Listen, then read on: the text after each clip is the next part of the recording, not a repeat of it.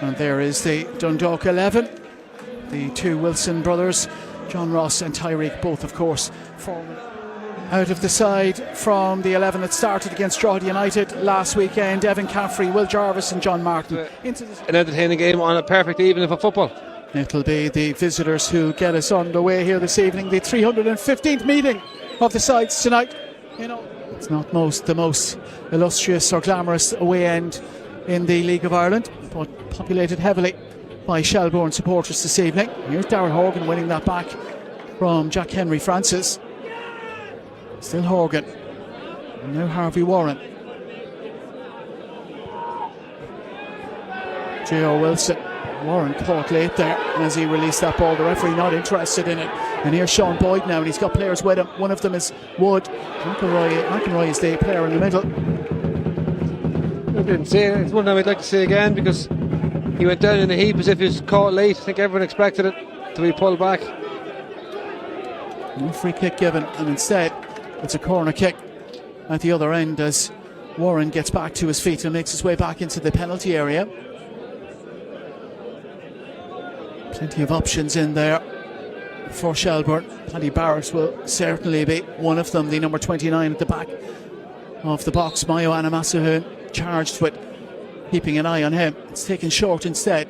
Now the delivery goes in low, and the shot, and it's in the back of the net. They've got the goal, Shelbourne, and just 10.5 minutes on the clock, not even 10.5 minutes on the clock, and Shells have the goal. Is it Daniel Kelly who's gone in against his old club?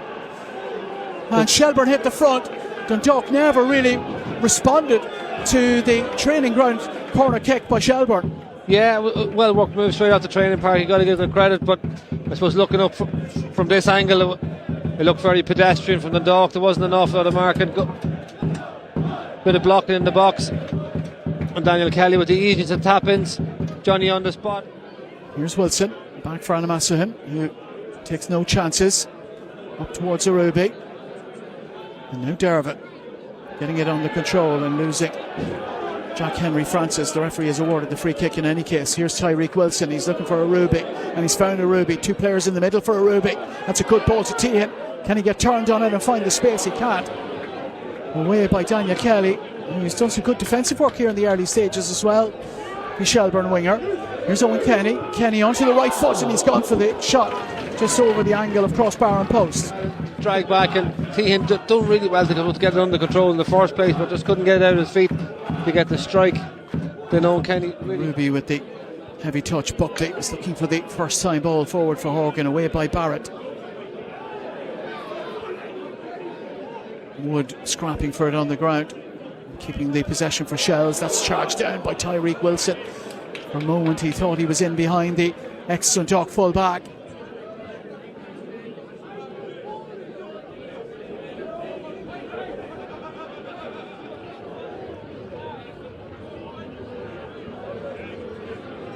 Bohemians nil, Derry City nil, and Shamrock Rovers nil, Waterford nil. The other matches: Galway nil, St Pat's 1, and Drogheda 1, Sligo Rovers nil. Here's Arubi, and that's picked up by McElroy, and he's ghosted past Dervin. He's run into and through Warren, and this is a chance here for Daniel Kelly to make it two. What a save that is by Enda Minogue. Brilliant right foot by the goalkeeper to make the save. Good save. Probably from a Shelbourne point of view, poor miss, but Dundalk would be very worried how easy. And that's away by Buckley. Really good ball into the midfield for Ronan Tehan, and he's away from Lunny. He's going to get a yellow card for that, surely. JJ Lunny, as cynical as you like. Another Shells player into the referee's notebook, along with Paddy Barrett. At the 38th and 39th yellow cards of Shelbourne season. They're the most yellow carded side in the league before tonight. And that's exactly what we were saying.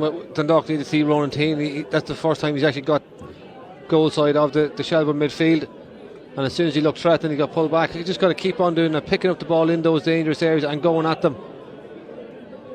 Henry Francis won by Wilson. Arubi, little layoff for Horgan, and Horgan has slipped past Bone. Here's Darrell Horgan going for goal, and Spiel with the save. Dundalk just quickening it for a second and drawing the first real save of the evening. Yeah, it's a really good save by Spiel. Good little 1-2. They got on with the corner really quickly. Here's Owen Kenny into the area, and he's forced another corner kick for Dundalk here. Better from the Lily Whites in the last few moments as we tick towards half-time at Oriel Park. Tyreek Wilson across to take it again.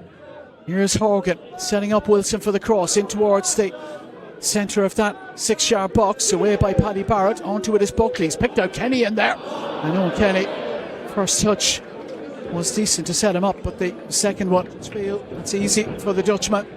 And the referee sounds the final whistle of the first half, and well, certainly it was incident-packed side in place of Owen Kenny, and Harvey Warren makes way for the introduction of Rob Cornwall, who's back after a lengthy injury absence.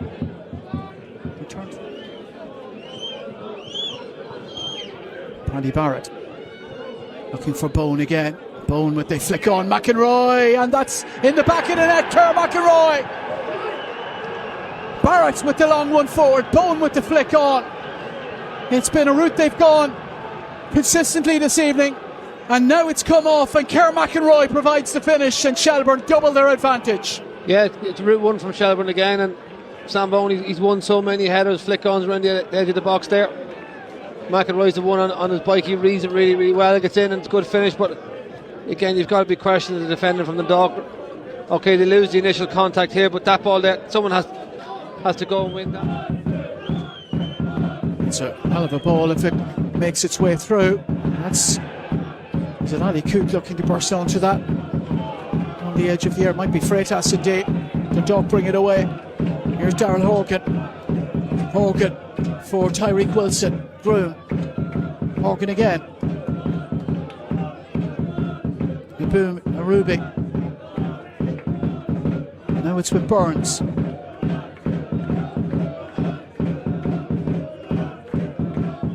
Groom.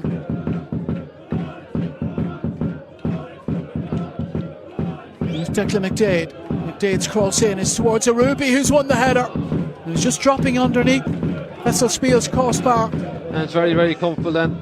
I think it was Sam Bone, and Ferns got himself under Arubi and didn't allow a free header.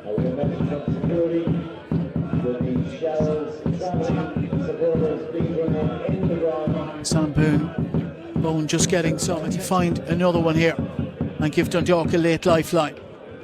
Horgan's free kick into the mixer. Paddy Barrett gets a glancing header on it and gets it away.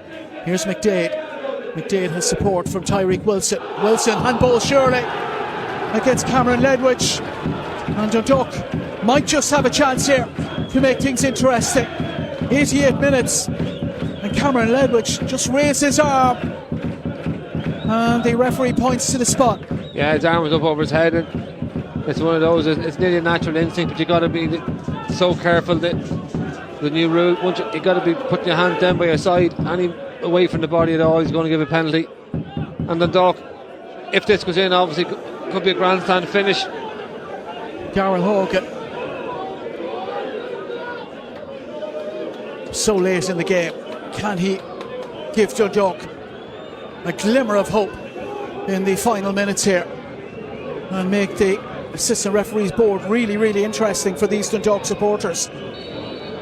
Horgan against Spiel. Horgan, Darrell Horgan, he's found the bottom corner. Dundalk back in it. Just about.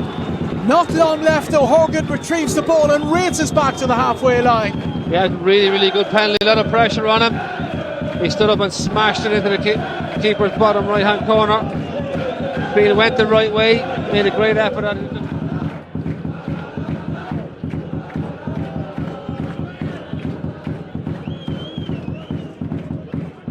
Time to send forward the likes of Mayo Anamasun, who's gone forward for this free kick, and Cornwall making his way forward too. Enda Minogue will take it. 4.5 minutes of the 7 played, and I think we've probably only seen a minute and a half of play in this 7 minutes of stoppage time.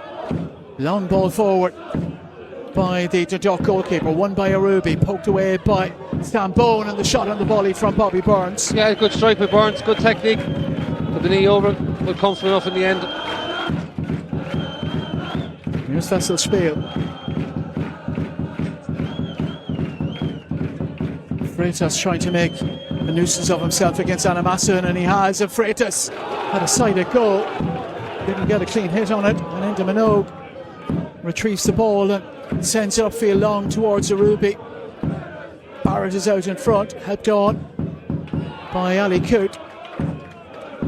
Dundalk though have it through John Ross Wilson up to Arubi, trying to use his physicality in there. Here's Arubi with the shot, didn't get a clean purchase on it.